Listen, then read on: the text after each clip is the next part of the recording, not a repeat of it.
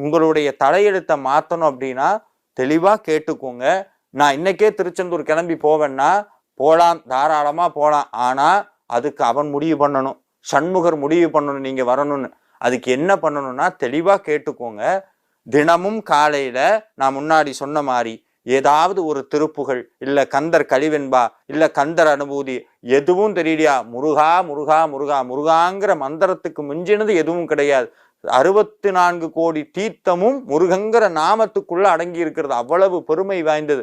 முருகா நீ எனக்கு கனவுல வந்து உத்தரவு கொடுக்கணும், நான் உன்னுடைய கோயிலுக்கு வரணும்னு வேண்டுனீங்கன்னா முருகப்பெருமான் உங்கள் கனவிலே திருச்செந்தூர் வருவதற்கு உத்தரவிடுவார். எப்படி உத்தரவிடுவார்னா, மயிலாக காட்சி தரலாம், இல்ல வள்ளிமலை சுவாமிகளுக்கு வந்த மாதிரி கனவுல முருகப்பெருமானே வந்து திருச்செந்தூர் வான்னு கூப்பிடலாம்.